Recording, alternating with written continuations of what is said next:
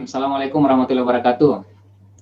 Rekan-rekan sekalian, terima kasih telah hadir dalam acara kecil-kecilan kami Keluarga Bicara Buku, channel YouTube yang kami niatkan sejak awal sebagai salah satu bentuk kontribusi untuk meningkatkan budaya literasi bangsa kita. Dan mengapa saya memilih membedah salah satu buku, mungkin sebagian orang agak kurang familiar dengan tema-tema sosiologi, karena tema ini sangat erat kaitannya dengan tujuan bicara buku ini diadakan, yaitu kita ingin memberikan kontribusi kepada bangsa ini, menciptakan perubahan dari sisi menumbuhkan satu budaya yang kita sebut sebagai budaya literasi.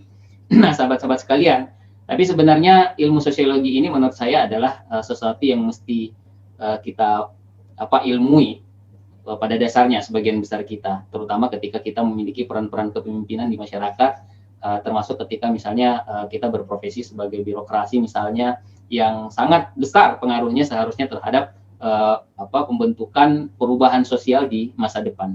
Nah, mengapa tema sosiologi ini, teman-teman sekalian?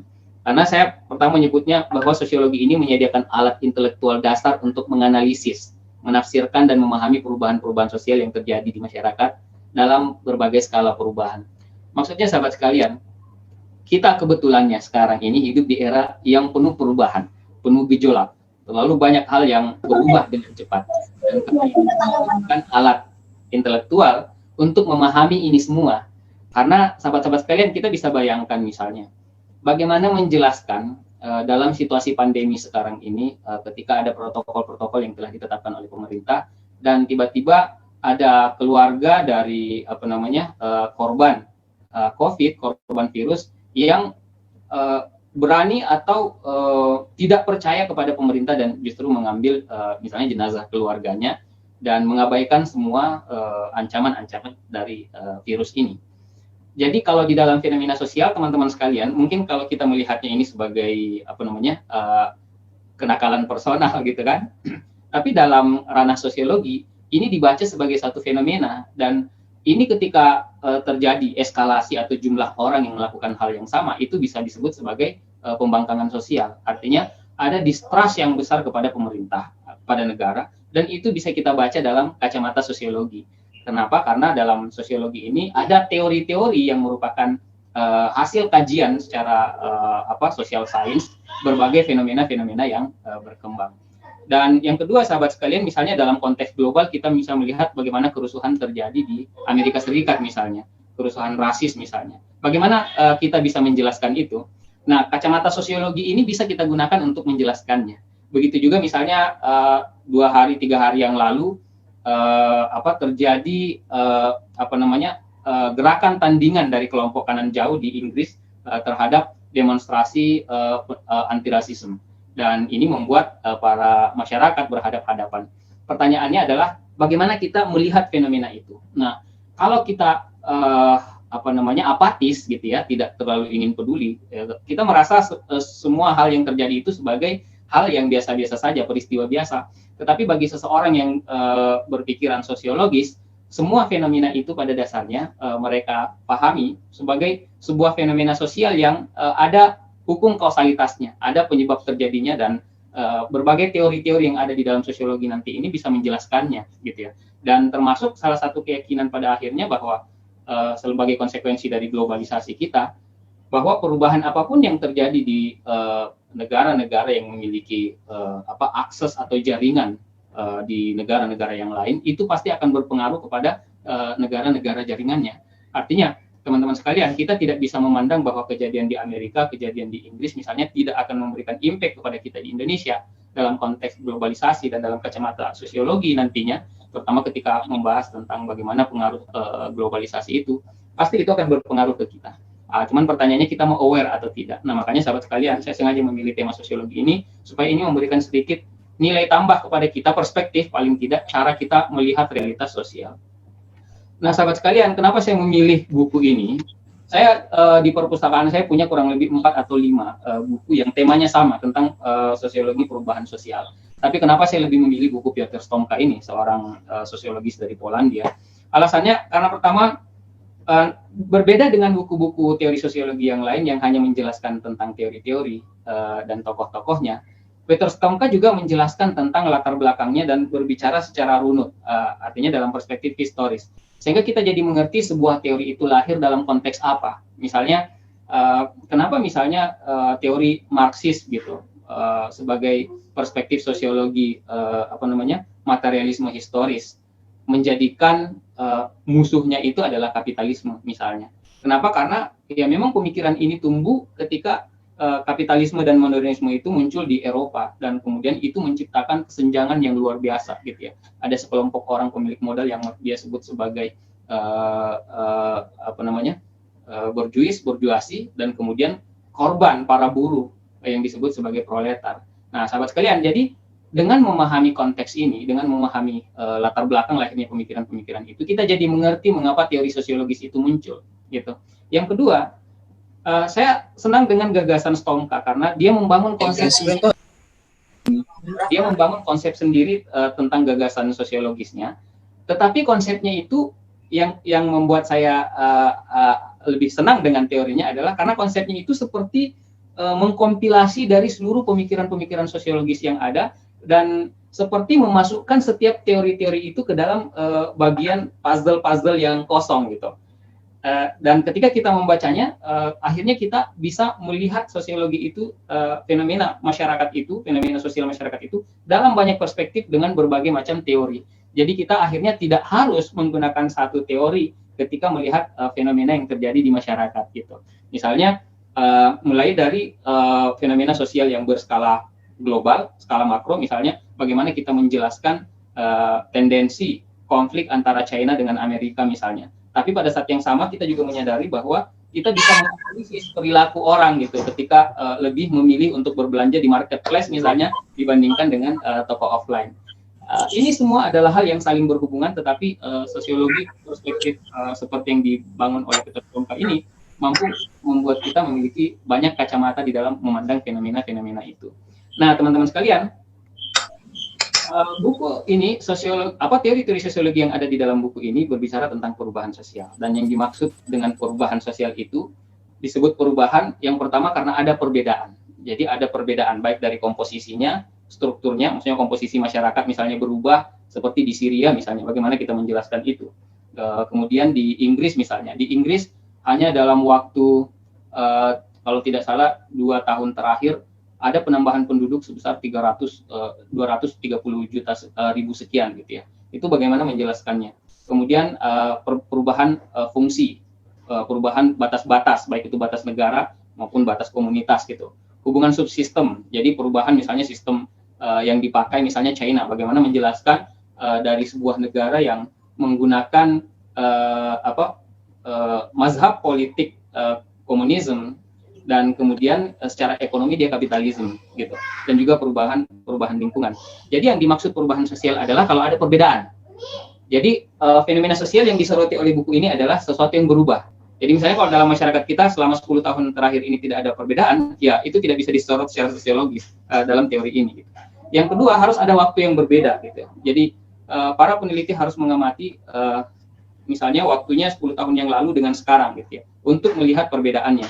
Jadi sosiologi perubahan sosial selalu berbicara tentang masa lalu, masa kini, dan yang tak kalah penting adalah bagaimana pola-pola perubahan itu bisa dijadikan proyeksi untuk berbicara tentang masa depan. Dan teman-teman sekalian, saya rasa salah satu yang sekarang memiliki panggung banyak di dunia adalah para futurolog gitu ya. Dan menurut saya para futurolog ini menggunakan analisis sosiologi salah satunya untuk mencoba memforecasting apa yang akan terjadi di masa depan. Dan yang ketiga adalah sistem sosial yang sama. Maksudnya kalau kita melakukan analisis terhadap perubahan sosial mesti pada sistem sosial yang sama. Misalnya di Indonesia 10 tahun yang lalu apa yang berubah? Harus sistem sosial yang sama. Tidak bisa misalnya kita meneliti 10 tahun yang lalu di Indonesia tapi kita membandingkannya di Amerika saat ini, itu tidak bisa gitu. Nah, kemudian teman-teman sekalian, di buku ini salah satu analisisnya adalah bahwa setiap perubahan sosial itu terjadi melalui proses sosial di dalam satu rentang waktu. Dan ada 6 poin yang dikaji dalam setiap proses sosial. Yang pertama adalah bentuknya, dan ini nanti akan melahirkan teori-teori. Yang pertama adalah bentuk proses sosialnya, kedua hasil, ketiga kesadaran, keempat kekuatan penggerak, kelima tingkatan realitas sosial, dan keenam jangka waktunya. Nah, tapi dalam buku ini yang paling banyak dibahas itu hanya dua. Yang pertama adalah bentuk proses sosialnya, yang kedua adalah kekuatan penggerak. Dan karena itu pada kesempatan ini saya juga ingin fokus ke sini nih, karena ini dua yang sangat banyak dibahas di dalam buku ini. Bentuk proses sosial itu maksudnya adalah setiap perubahan sosial itu apakah punya pola, punya pattern yang mengarah kepada satu arah tertentu atau tidak gitu. Dan secara umum di seluruh dunia para sosiolog itu terbagi ke dalam beberapa mazhab. Paling tidak ada dua mazhab tentang bentuk proses sosial atau arah proses sosial. Satu mazhab mengatakan dia mengarah kepada tujuan tertentu. Artinya sejarah ini, sejarah perubahan sosial masyarakat ini itu bergerak kepada arah tertentu gitu. Dan ada yang mengatakan bahwa bermazhab dia berubah-ubah atau acak gitu. Jadi tidak bisa ditebak. Nah, di setiap mazhab ini itu ada mazhab-mazhab lain lagi. Misalnya pada para sosiolog yang meyakini bahwa perubahan sosial masyarakat itu mengarah linear gitu ya, mengarah kepada satu tujuan, mereka terbagi ke dalam kelompok yang linear dan non-linear. Linear maksudnya adalah dia mengarah kepada satu garis lurus yang konsisten, jadi masyarakat itu berubahnya meningkat terus. Tetapi ada juga yang non-linear. Misalnya kalau kita pelajari Marxis gitu ya, mereka itu berasumsi bahwa sejarah itu punya arah semakin meningkat, tetapi gerakannya tidak linear. Maksudnya setiap fase, setiap tahapan menurut Marx, itu harus ada penyimpangan. Penyimpangan itu berupa konflik, krisis, ataupun revolusi. Itu yang menyebabnya non-linear. Tetapi pada dasarnya dia punya arah. Sementara untuk mazhab yang melihat bahwa sejarah manusia itu, atau perubahan sosial masyarakat itu, dalam sejarahnya itu, berubah-ubah atau tidak mengarah lurus ke satu tujuan, ada dua mazhab juga. Yang pertama adalah mazhab chaos atau kacau, yaitu masyarakat itu tidak mengarah kemana-mana. Setiap peristiwa itu terjadi begitu saja, dia bisa meningkat, dia bisa jatuh, dia bisa datar, dan tidak ada pola yang menentukannya gitu. Sementara mazhab yang kedua yaitu mazhab mengalun, dan ini adalah salah satu mazhab yang paling tua sebenarnya di dalam sosiologi, yang melihat perubahan dan pertumbuhan sejarah manusia itu sebagai rangkaian siklus yang teratur. Dia mengalami pasang surut, naik, turun, kemudian naik lagi, dan seperti itu seterusnya. Dan masing-masing menyampaikan teorinya ini dengan bukti-bukti sosial sains yang mereka bisa pakai. Nah, teman-teman sekalian, jadi yang pertama saya ingin masuk ke dua mazhab ini. Mazhab linear dengan mazhab melingkar, karena ini yang terbesar nih. Ini yang terbesar dari semua mazhab bentuk pola perubahan. Yaitu yang linear adalah developmentalisme atau yang punya arah, dan yang kedua adalah mazhab siklus, bahwa sejarah manusia itu berputar-putar gitu ya. Akan ada fase kelahiran, kebangkitan, kemudian penuaan, kemudian mati, dan berputar seperti itu. Nah, mazhab developmentalisme atau mazhab kemajuan ini, teman-teman sekalian, pertama kali digagas oleh Augusto Comte. Augusto Comte ini beliau disebut sebagai bapak sosiologi modern. Dan yang kedua adalah Karl Marx, yang sudah saya sebutkan tadi, meskipun dia developmentalisme yang non-linear, tapi dia juga developmentalisme karena dia mendefinisikan bahwa sejarah itu akan berjalan meningkat. Yang ketiga, Herbert Spencer, dan masih banyak yang lain. Di kalangan sosiolog modern, inilah mazhab yang paling banyak pendukungnya, termasuk Emily Durkheim. Nah, teman-teman sekalian, kita akan lihat bagaimana perspektif mereka tentang perubahan sosial masyarakat itu, atau sejarah dalam perspektif sosiologi.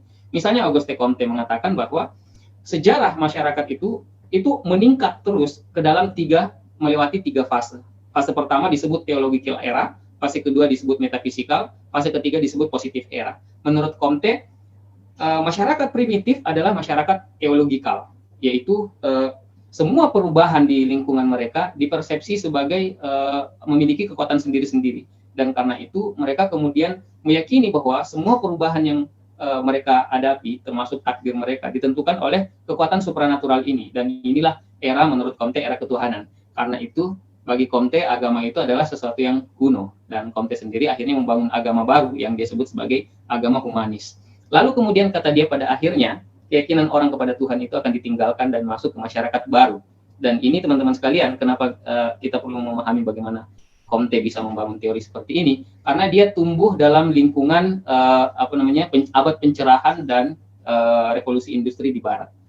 Dan dia melihat perjalanan peradaban Barat seperti itu. Dia menyebutnya bahwa Dark Age itu atau era kegelapan di dunia Eropa itu adalah era di mana Tuhan itu menjadi faktor pendorong atau faktor penentu dalam proses sosial masyarakat. Kemudian masuk ke metafisikal, yaitu memasuki era penggunaan akal pikiran dan rasionalitas. Dan ini adalah pemicu awal dari Renaissance dan revolusi industri. Tapi kata Comte akhirnya ini juga akan berakhir dan dia akan meningkat lagi ke dalam tahapan yang terakhir yang disebut sebagai positif era, yaitu era sains positivisme. Yaitu segala sesuatu harus bisa dibuktikan, harus empirik gitu ya. Dan inilah menurut Comte peradaban manusia yang paling tinggi. Nah, jadi kita bisa lihat bahwa ini developmentalism. Jadi dia berkembang terus semakin meningkat. Kemudian gagasan yang lain dari Karl Marx. Karl Marx juga mendefinisikan bahwa sejarah itu akan berlangsung paling tidak ke dalam 6 tahapan. Yang pertama adalah primitif komunisme. Primitif komunisme ini ketika manusia itu berburu dan tidak ada strata sosial. Di dalam masyarakat berburu, semua orang harus pergi bekerja dan kemudian perempuan menyiapkan makanan, laki-laki pergi berburu untuk dimakan hari ini dan besok, dan kemudian besoknya mereka bekerja lagi, dan semuanya setara, tidak ada bos dan tidak ada bawahan. Lalu kemudian naik menjadi antiquity, masyarakat yang antiquity di mana sudah mulai ada pembagian tugas. Begitu mulai ada pembagian tugas kata Marx, maka pada saat itulah terjadi kelas gitu. Lalu kemudian naik menjadi feudalisme. Ketika sekelompok orang yang disebut bourgeois ini berkuasa atas orang lain, manusia lain. Karena itu disinilah konsep budak diperkenalkan oleh Marx. Dan disinilah masyarakat feudalisme. Dan dia akan meningkat lagi menjadi masyarakat kapitalisme. Nah, teman-teman sekalian, jadi menurut Marx, setiap perpindahan stake itu dijeda oleh suatu konflik atau suatu dialektika kalau istilah Hegel gitu kan. Dan ini yang membuat teori ini kita bisa lihat masuk dalam kategori developmentalisme karena dalam gagasan Marx meyakini bahwa di semua masyarakat tahapan ini akan terjadi. Ini adalah hukum sejarah bagi Marx yang disebut sebagai materialisme historis gitu. Kenapa disebut materialisme historis? Karena dorongan untuk melakukan dorongan perubahan dari masyarakat feodal ke masyarakat kapitalis misalnya, itu adalah materi. Dorongan perubahan dari kapitalisme ke sosialisme itu adalah materi, begitu juga komunisme. Dan ujung yang dibayangkan, yang diimajinasikan Marx dari masyarakat sejarah manusia itu, ujungnya adalah terbentuknya masyarakat komunisme, di mana tidak ada kelas di sana dan tidak ada kepemilikan. Yang ada adalah segala sesuatu di muka bumi ini adalah milik bersama. Dan karena itu bahkan Marx juga pada dasarnya anti negara, karena di dalam desain Marx seharusnya tidak ada negara gitu. Nah, kemudian tokoh yang lain dari developmentalisme ini teman-teman sekalian adalah Herbert Spencer. Herbert Spencer sederhananya mengadopsi teori evolusi Darwin ke dalam kehidupan sosial. Jadi secara sederhana Spencer ingin mengatakan bahwa merupakan hukum sejarah bahwa masyarakat itu akan tumbuh semakin kompleks. Jadi kalau kita melihat misalnya dulu di era berburu, itu masyarakatnya sangat sederhana, kemudian naik menjadi masyarakat bertani, naik terus menjadi masyarakat yang mulai beternak dan tidak berpindah-pindah terus, dan akan sampai kepada masyarakat yang paling tinggi. Dan ini adalah hukum dalam sejarah kata dia, dan ini tidak akan mungkin berulang gitu ya, karena dia akan semakin tumbuh. Nah teman-teman sekalian, ini cuma 3 contoh dari para penganut mazhab developmentalisme di dalam teori sosiologi.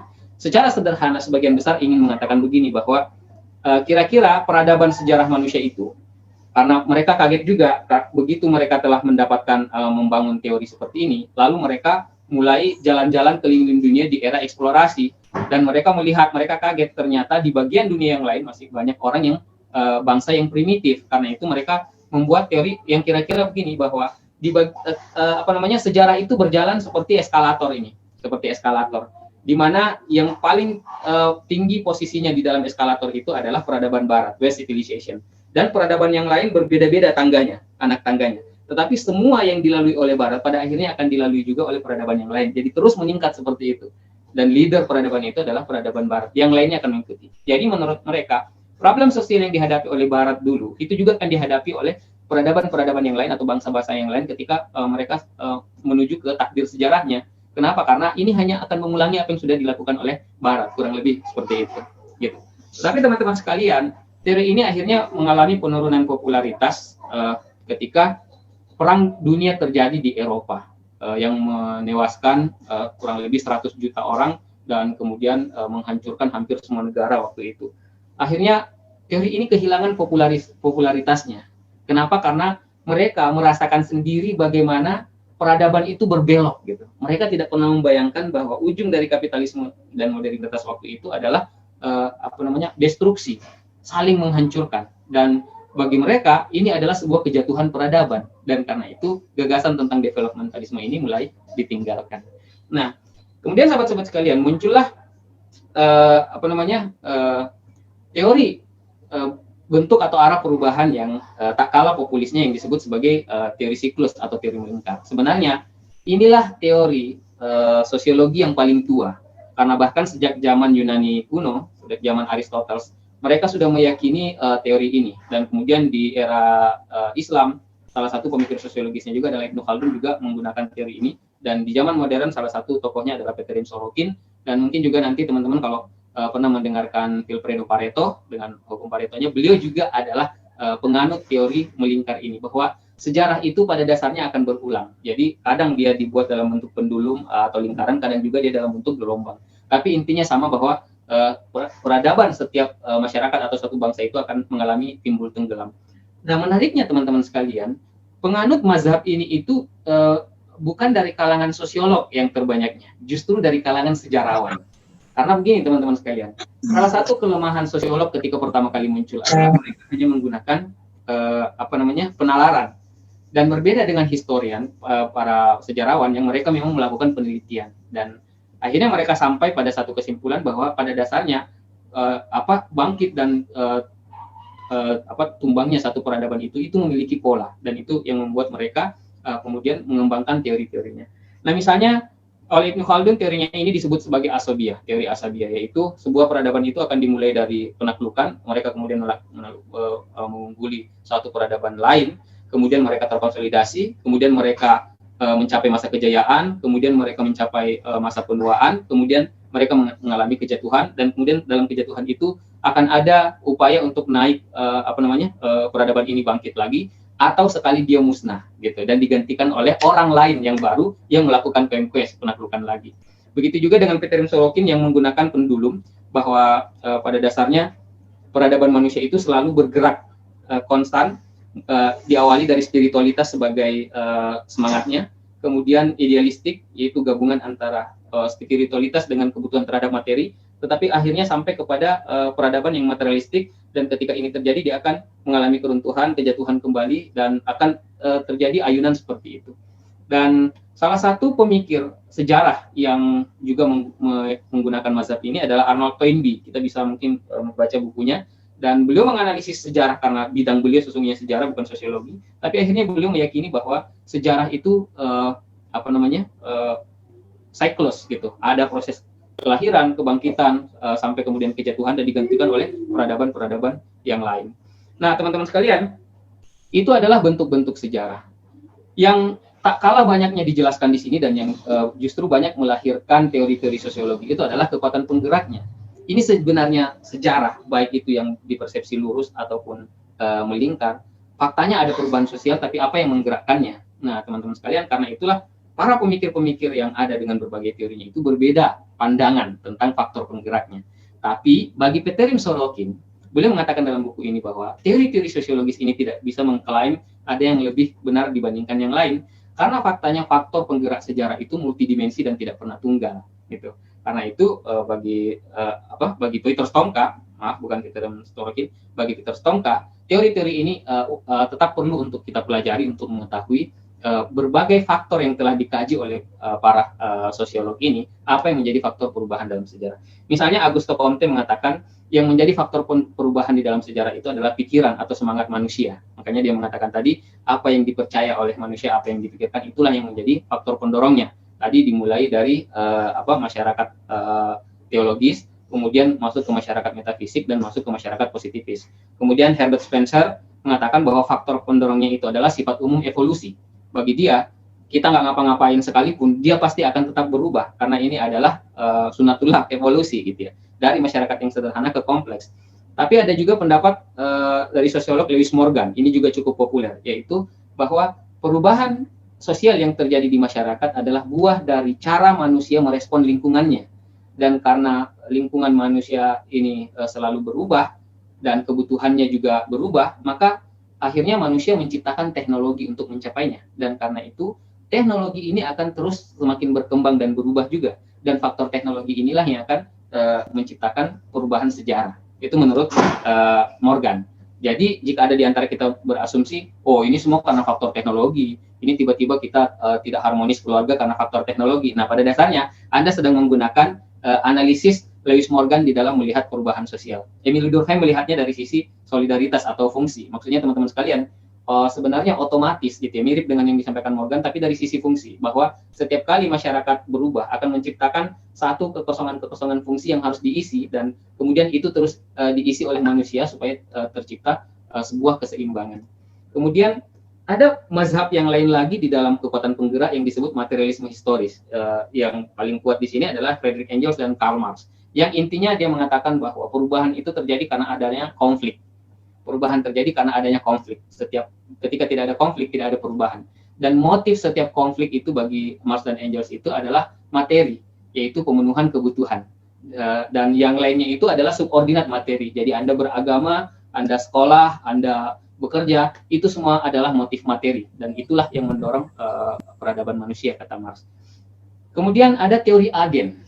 Dan ini yang cukup populer, teman-teman sekalian, yaitu faktor perubahan sosial dikembalikan kepada manusia, bukan kepada lingkungannya, bukan kepada struktur, bukan kepada budaya, tapi kepada manusianya. Dan teori agen ini juga berkembang dalam rentang waktu yang lama. Pada awalnya, agen perubahan itu diberikan atau dilekatkan kepada kekuatan supranatural. Maka dibuatlah dewa-dewa yang banyak gitu ya. Karena di era klasik inilah yang menciptakan perubahan, yaitu karena kehendak dewa gitu. Lalu kemudian mulai masuk ke masa-masa pencerahan. Perubahan itu sebagaimana yang mereka saksikan waktu itu didorong oleh para pemimpin besar, para nabi, para leader, pemikir besar, dan ini membuat sebagian orang bahkan sampai sekarang masih meyakini bahwa tanpa dia sadari bahwa perubahan itu hanya akan didorong oleh pemimpin besar, dan karena itu sebagian orang bahkan masih menunggu hadirnya pemimpin besar. Kita tidak akan berubah nih kalau tidak ada pemimpin besar, gitu kan?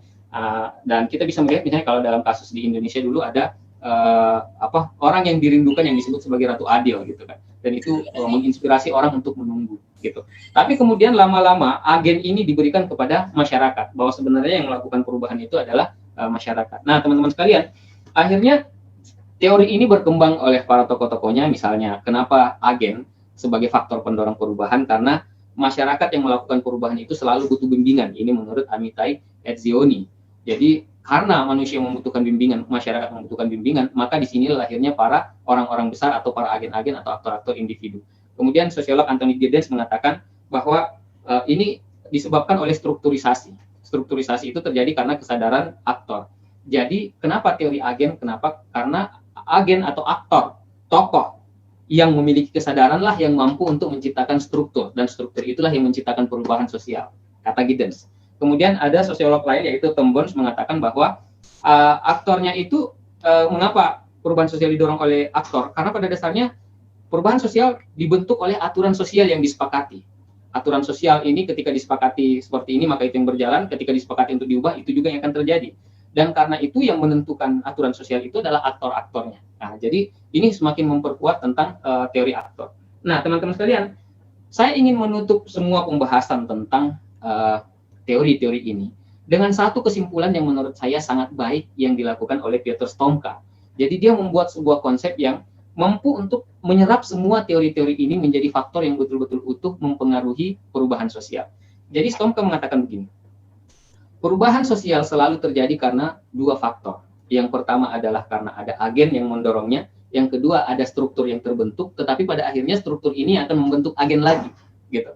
Jadi manusia menciptakan struktur sosial, tapi struktur sosial akhirnya membentuk karakter manusia atau jenis manusianya. Dan yang dimaksud dengan struktur dan agen di sini adalah struktur itu adalah masyarakat, kultur, kemudian formasi sosioekonomi, kemudian sistem sosial dan sebagainya. Yang dimaksud dengan struktur artinya sesuatu institusional yang ada di tengah-tengah masyarakat. Kemudian yang dimaksud dengan agen bukan hanya aktor individu, tapi juga kelompok, gitu ya. Jadi teman-teman sekalian, setiap kali ada perubahan di dalam struktur, pasti itu adalah pengaruh yang dilakukan oleh agen. Tapi menurut Tomka, dari hasil sinkronisasinya ini, agen tidak bisa melakukan perubahan kalau tidak melalui tindakan. Kalau hanya pikiran, tidak akan menciptakan perubahan sosial apa-apa, tetapi harus melalui tindakan. Dan tindakan yang dilakukan, sementara struktur, teman-teman sekalian, akan mempengaruhi operasi atau pola atau sistem yang ada di masyarakat. Misalnya kayak norma-norma, ini dipengaruhi oleh struktur nih. Kebiasaan, tradisi, gaya hidup, ini semua dipengaruhi oleh struktur. Dan inilah yang dimaksud dengan operasi. Nah, teman-teman sekalian, jadi agen yang menciptakan tindakan, tindakannya itu yang mempengaruhi terbentuknya struktur baru. Dan struktur ini bekerja di masyarakat melalui proses operasi atau sistem ini. Nah, menurut Tomka, operasi inilah yang paling tidak bisa terjadi dalam 3 bentuk, yaitu yang pertama bisa bentuknya kelembaman, yaitu prosesnya lama. Karena menurut Tomka, perubahan sosial itu pada dasarnya adalah status quo, tidak ingin berubah. Jadi kalaupun ada dorongan perubahan melalui tindakan manusia dalam merubah struktur, tapi tidak cukup kuat, maka dia hanya akan merubah kelembaman, berubah secara lambat. Tapi yang kedua ada dari sisi momentum. Artinya bisa terjadi perubahan, tapi syaratnya terpenuhi, gitu. Misalnya kalau kita menciptakan masyarakat terdidik, misalnya, ini tercipta masyarakat terdidik, mungkin bisa kita ukur dengan indeks manusia, gitu kan? Development Index. Maka ini bisa menciptakan sebuah perubahan karena syaratnya terpenuhi, gitu. Tapi ada juga perubahan yang sifatnya bersyarat, gitu ya. Kalau terjadi seperti ini, jadi dia seperti melingkar. Kalau terjadi seperti ini tahapannya, maka akan terjadi seperti ini. Dan ini yang banyak biasa dilakukan oleh kebijakan-kebijakan pemerintah, gitu. Jadi kita sosialisasi, dari sosialisasi akan terjadi seperti ini, kepatuhan hukum, dari kepatuhan hukum akan terjadi seperti ini, itu yang dimaksud dengan bentuk-bentuk operasi yang disadari. Nah, teman-teman sekalian, dari pengaruh struktur ini yang menjadi operasi, itulah yang kemudian membentuk agen, gitu. Ini teori Tomka. Jadi sederhananya saya ingin begini mengatakan teman-teman dari teori Tomka ini. Kalau Anda ingin melakukan sebuah perubahan apapun nih yang Anda ingin imajinasikan, misalnya ada di negeri kita ini, Anda harus mengintervensinya melalui agen, baik itu aktor individu maupun melalui kelompok, gitu. Tetapi agen ini tidak bebas sepenuhnya karena dia dibatasi oleh sistem atau struktur yang melingkupinya, gitu. Dan Anda tidak bisa melakukan perubahan apa-apa kalau Anda tidak melakukannya dalam bentuk tindakan, gitu. Jadi harus ada sebuah action, sebuah tindakan, sebuah kejadian.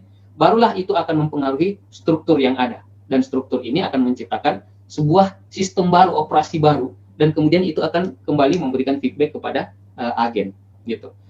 Nah, kemudian teman-teman sekalian, dari sinilah kemudian banyak lahir teori-teori. Dan salah satu fakta yang lainnya adalah, ini kan tidak bekerja di ruang hampa. Perubahan sosial ini bekerja di sebuah lingkungan realitas. Karena itu, kata Tomka, perubahan juga akan dipengaruhi oleh 2 alam. Satu namanya alam lingkungan, yaitu alam fisik kita. Yang kedua namanya alam pemikiran, yaitu kesadaran. Jadi yang memicu tindakan agen itu adalah, ada 2 ini, alam pikirannya dengan alam realitasnya. Yang membuat struktur terbentuk ini adalah tindakan yang dilakukan oleh agen dengan lingkungan yang ada. Misalnya kayak lahirnya teknologi, itu kan cara manusia berinteraksi dengan lingkungan, tapi diawali oleh kesadaran. Nah, karena itu teman-teman sekalian, lahirlah banyak teori tentang kesadaran. Artinya, misalnya seperti Max Weber. Max Weber mengatakan bahwa pemicu perubahan itu adalah tindakan yang dilakukan oleh manusia karena idenya. Apa yang ada di kepalanya itulah yang akan membuat dia melakukan satu tindakan, dan tindakan itulah yang akan merubah struktur. Dan kemudian ini simultan menciptakan sebuah operasi yang bisa lamban, bisa berubah secara drastis, dan bisa juga rentetan. Dan ini yang kemudian akan berpengaruh kepada agen kembali. Nah, teman-teman sekalian, kira-kira konsep besarnya buku ini seperti itu.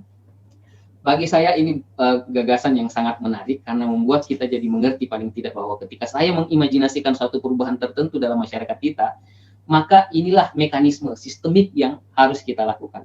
Bahwa setiap kali satu individu melakukan satu tindakan, maka itu pasti menciptakan perubahan di struktur dan operasi, meskipun apakah itu menciptakan perubahan besar atau tidak, itu persoalan lain, tergantung kadar dari tindakan yang dia lakukan. Nah, kira-kira begitu pengantar dari saya nggak tahu apakah lebih dari 30 menit, mudah-mudahan teman-teman sekalian bisa ditangkap dan mungkin kita bisa diskusi.